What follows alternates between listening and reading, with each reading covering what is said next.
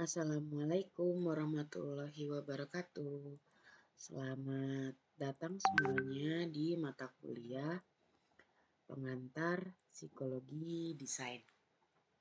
Nah, di materi kali ini kita akan sedikit mendiskusikan tentang overview. Jadi ini bagian dari pengenalan kenapa kita harus mempelajari pengantar psikologi desain. Kemudian apa sih hubungannya psikologi desain itu dengan desain interior?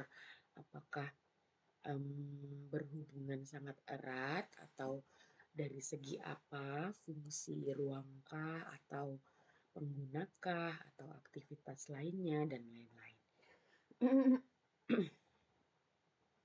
Nah, ini adalah statement yang kita sepakati di perkuliahan kita. Jadi, place matter and we're always in one.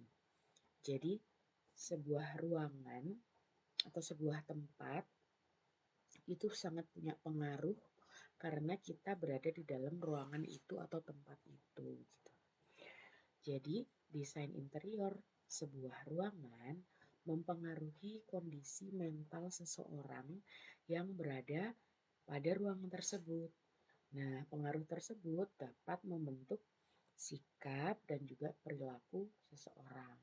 Jadi kalau teman-teman nanti mau kepo lebih dalam, silahkan dicari tentang teori ekologi. Jadi teori ekologi itu salah satu teori yang menjelaskan bahwa lingkungan itu punya pengaruh besar terhadap si pengguna ruang. Jadi pengaruhnya seperti apa? Macam-macam. Bisa jadi yang dipengaruhi adalah aspek mentalnya atau aspek psikologinya, ataupun bisa jadi yang dipengaruhi oleh lingkungan kepada seseorang itu adalah kondisi fisiknya, seperti berupa suhunya seperti apa, kemudian sirkulasinya bagaimana, kemudian apakah dapat dirasakan nyaman secara fisik, misalkan jalannya terlalu sempit, atau saat kita duduk di sebuah kursi, kursinya itu tidak ergonomis seperti itu, dan banyak hal lainnya. Nah, di saat ini kita akan coba mengulik lebih dalam tentang aspek psikologinya. Nah, ini kita coba belajar dari beberapa studi kasus dulu ya.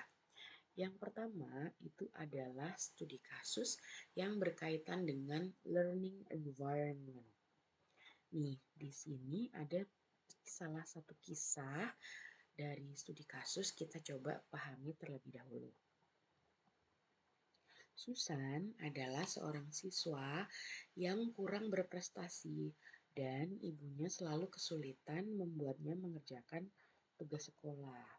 Susan sering gelisah saat duduk di mejanya. Pandangannya si Susan ini ternyata dia sering beralih ke tempat lain. Jadi nggak hanya memandang buku bacaannya dia atau buku pelajarannya dia. Kemudian si Susan ini juga sering banget dia bangkit dari kursinya. Jadi nggak bisa duduk diam gitu di kursi itu. Nah, oleh karena hal tersebut, ibunya Susan itu memutuskan untuk dicoba diganti warna dinding di belakang meja belajar Susan dari kode warnanya hijau Kelly yang sangat jenuh tetapi tidak terlalu terang menjadi hijau muda yang lebih lembut. Nah, kemudian ibunya Susan ini juga mencoba nge-treatment ruangan itu dengan memasang diffuser aroma yang menyebarkan aroma lemon yang lembut di ruang belajar Susan. Jadi aroma lemonnya itu menyebar melalui diffuser aroma yang diatur konsentrasinya sehingga tidak terlalu pekat dan dia menyebarkan aroma ke dalam ruangan itu secara lembut. Nah, selain itu ibunya Susan ini juga meredupkan pencahayaan di ruangan tersebut dan menambahkan lampu tugas di meja belajarnya si Susan. Jadi Susan itu akhirnya di meja belajarnya ada lampu yang fokus langsung menyoroti ke buku bacaan atau buku belajarnya Susan. Nah, sejak ibunya Susan merenovasi area belajar Susan itu, ternyata Susan lebih banyak bisa menyelesaikan tugas sekolahnya dan nilainya Susan juga meningkat gitu, menjadi lebih baik gitu. Nah, ini adalah salah satu contoh kenapa sebuah ruangan atau sebuah area atau place ya, ini tadi sangat dapat mempengaruhi sikap dan perilaku seseorang di dalam ruangan tersebut. Gitu. Ini contohnya di area learning environment. Oke, kita coba contoh kedua misalkan. Nah, contoh kedua ini adalah studi kasus di area terapi gitu ya, therapeutic space. Nah, di sini studi kasusnya ruang perawatan terapi radiasi di salah satu rumah sakit adalah ruangan yang sangat terisolasi, mirip dengan bunker. Nah, hal ini nggak peduli warna apa yang digunakan untuk mengecat dindingnya, tidak ada seorang user ruang yang bisa merasa nyaman ada di ruangan itu gitu. Karena kan ini tadi ya, ruangannya itu sangat terisolasi begitu. Nah, kemudian Direktur baru program terapi radiasi memutuskan untuk membuat ruangan tersebut lebih menarik dengan menambahkan seni berupa gambar abstrak yang disukai sama si direktur ini gitu. Tapi apakah hal itu menyebabkan hasil yang baik? Oh, ternyata belum tentu. Walaupun ada gambar abstrak yang seolah-olah seperti membuat ruangan itu jadi cantik gitu ya, tapi malah pasien merasa ruang itu semakin menekan setelah perubahan si gambar abstrak itu ada di dalam ruangan.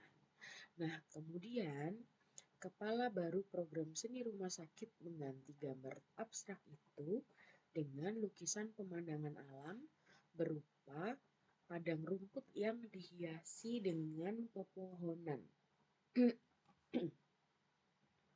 Selain itu, suasana di area perawatan radiasi menjadi lebih menyenangkan dan baik pasien maupun staf merasa sedikit lebih bersemangat. Nah, ini adalah contoh studi kasus kedua. Jadi, teman-teman, kalau kita mau menghadirkan kesan yang menyenangkan, kesan yang menyegarkan, itu memang salah satunya dengan cara mudahnya itu memberi sebuah intervensi ya, namanya intervensi di dalam kepolosan atau area yang monoton. Misalnya di sini dindingnya itu ceritanya kan warnanya hanya putih saja. Nah, dinding putih itu terlalu monoton dan mencekam kesannya, apalagi fungsi ruangannya ini adalah digunakan untuk terapi radiasi. Which is sebuah ruangan terapi radiasi itu tujuannya untuk mendukung kesembuhan pasien gitu kan. Jadi sebaiknya ruangan itu didesain dengan membersamai kebutuhan tujuan ruangan tersebut. Jadi gimana sih ruangan yang harusnya itu bisa memotivasi kesembuhan pasien seperti itu. Boleh dengan memberikan beberapa gambaran-gambaran, tapi harus disesuaikan juga dengan kebutuhannya. Jadi misalkan gambar yang abstrak itu kalau kita cari di jurnal itu ada beberapa beberapa jenisnya gitu, jenis mungkin ya. Jadi gambar abstrak yang sangat kompleks atau gambar abstrak yang cenderung lebih ringan atau dan lain sebagainya itu punya pengaruh yang beda-beda antara gambar satu dengan yang lainnya terhadap si orang yang melihat. Jadi kalau di sini misalkan dikasih gambar yang terlalu abstrak, di kasus ini tuh pasien itu merasa seperti tertekan. Terus ini apa sih artinya gambar ini? Akhirnya dia tidak eh, fokusnya itu terdistraksi dengan hal-hal yang malah membuat dia berpikiran lebih kompleks seperti itu.